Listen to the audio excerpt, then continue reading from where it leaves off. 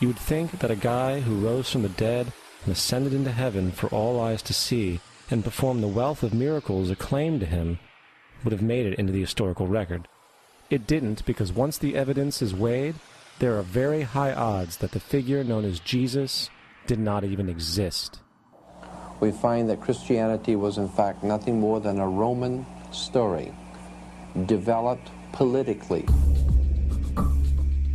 The reality is, Jesus was the solar deity of the Gnostic Christian sect, and like all other pagan gods, he was a mythical figure. It was the political establishment that sought to historize the Jesus figure for social control. It is wrong, blasphemous, and sinful for you to suggest, imply, or help other people come to the conclusion that the U.S. government killed 3,000 of its own citizens.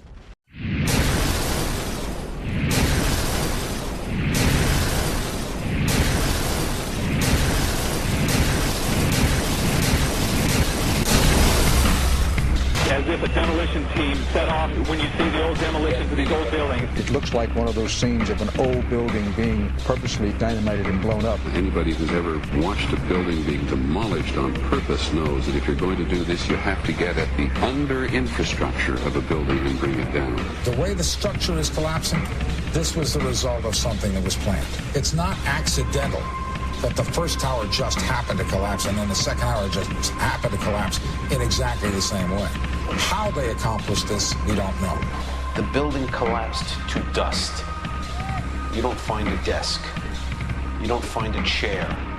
You don't find a telephone, a computer. The biggest piece of a telephone I found was half of the keypad, and it was about this big. What happened to the concrete? The concrete was pulverized from river to river. There was dust powder 2-3 inches thick. The concrete was just pulverized. Reminiscent of those pictures we've all seen too much on television before, when a building was deliberately destroyed by well-placed dynamite to knock it down. If they had detonated, they were planned to take down a building. Boom, boom, boom, boom, boom. I heard a second explosion. There was a heavy-duty explosion. Then there was secondary explosions and then the subsequent collapses. An explosion blew and it knocked everybody over. To me, it sounded like an explosion. It sounded like gunfire. Bang, bang, bang, bang, bang. And then all of a sudden, 3 big explosions. We heard a big explosion coming down. And then the entire top of the building just blew up. We saw some kind of explosion. By the force of the explosions. Big explosion. Blew us back into the 8th floor. Then we get to the lobby. This is a big explosion. The lobby looked as though a bomb had exploded there. A huge explosion now raining debris. It's been a huge explosion. Huge explosion that we all heard and felt. We just witnessed some kind of follow-up explosion. We heard a very loud blast explosion. The secondary explosion at Tower 1 camp. That is another bomb going off. He thinks that there were actually devices that were planted in the building. Planted in the building.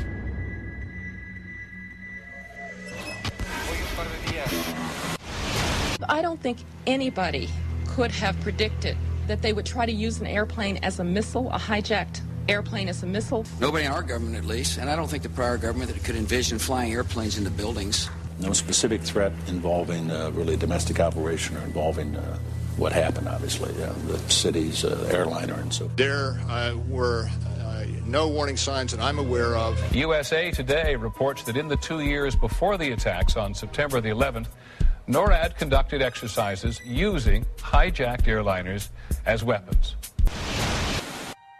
Pancake theory, according to which the fires, while not melting the steel, heated it up sufficiently to cause the floors weakened by the airplane strikes to break loose from the steel columns, and this started a chain reaction. So you would expect then from that theory, which is the official theory, to see a whole stack of floors piled up on top of each other and then a spindle of core columns standing too. The core of each of the twin towers consisted of 47 massive steel columns. If the floors had broken loose from them, these columns would have still been sticking up into the air 1,000 feet. The plane did not cut all those core columns. We designed the buildings to take the impact of the Boeing 707 hitting the building at any location. The building probably could sustain multiple impacts of jetliners. That the plane flew straight into the building. Through him, right. Yeah. So you're saying that the building was actually designed to cope with a hole like that and right. still survive? Yeah, it was. If you had dropped, say, a billiard ball from the top of the World Trade Center, 110 floors up there, it would have taken 8 to 10 seconds to hit the ground, encountering no resistance whatsoever. The Twin Towers came down in nearly free-fall speed. 200,000 tons of steel shatters and explodes outwards over 500 feet. This means that floors shattered at an average rate of about 10 floors per second. There is no scenario for a pancake effect of buildings falling that allows them to fall at the rate of free fall. Now what can do that? What can move mass out of the way? Explosives.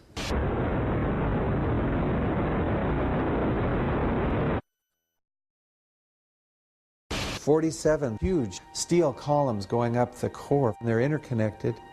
How do you get them to fail simultaneously so the core disappears? It looks like those core columns were cut. The way we do this is by cutting the beam at an angle.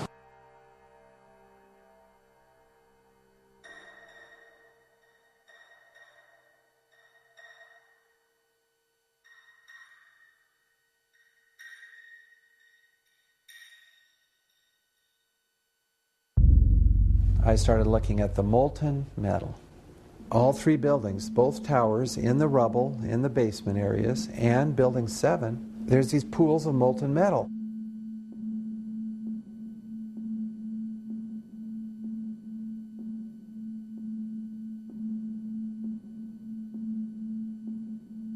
You'd get down below and you'd see molten steel running down the channel rails, like you're in a foundry. Like lava. The molten steel was found 3, 4, and 5 weeks later, when the rubble was being removed. He said that molten steel was also found underneath World Trade Center 7. So I'm looking through the official reports. What do they say about the molten metal? They say nothing. Now, wait a minute. This is important evidence. So where did that come from?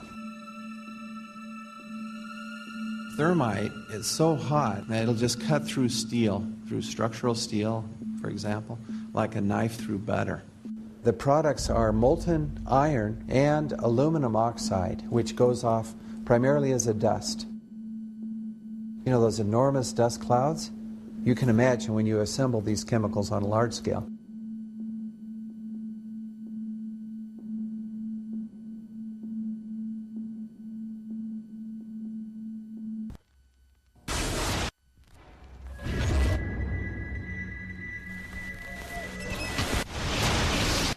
According to standard operating procedure, if an FAA flight controller notices anything that suggests a possible hijacking, the controller is to contact a superior. If the problem cannot be fixed within about a minute, the superior is to ask NORAD, the North American Aerospace Command, to send up or scramble jet fighters to find out what is going on. NORAD then issues the scramble order to the nearest Air Force base with fighters on alert.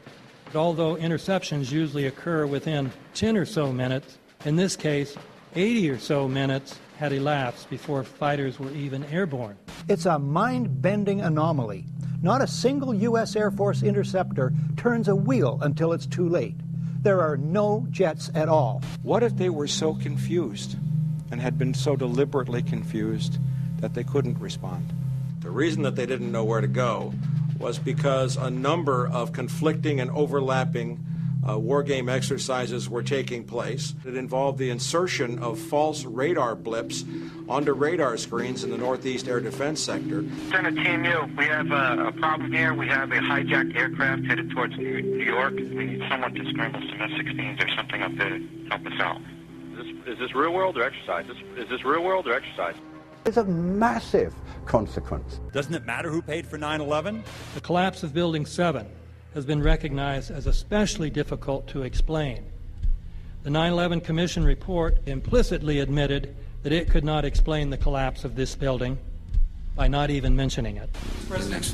Why are you and the Vice President insisting on appearing together before the 9/11 Commission? Because the 9/11 Commission wants to ask us questions. That's why we're meeting, and I look forward to meeting with them and answering their questions.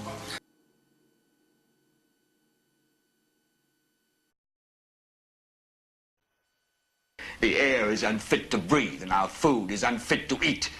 We sit watching our TVs while some local newscaster tells us that today we had 15 homicides and 63 violent crimes, as if that's the way it's supposed to be. We know things are bad, worse than bad.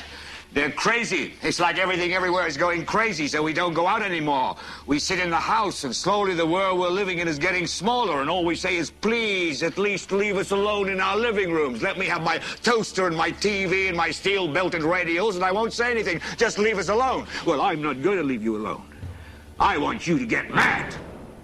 I don't want you to protest. I don't want you to riot. I don't want you to write to your congressmen because I wouldn't know what to tell you to write. I don't know what to do about the depression and the inflation and the Russians and the crime in the street. All I know is that first, you've got to get mad. You've got to say, I'm a human being. God damn it. My life has value.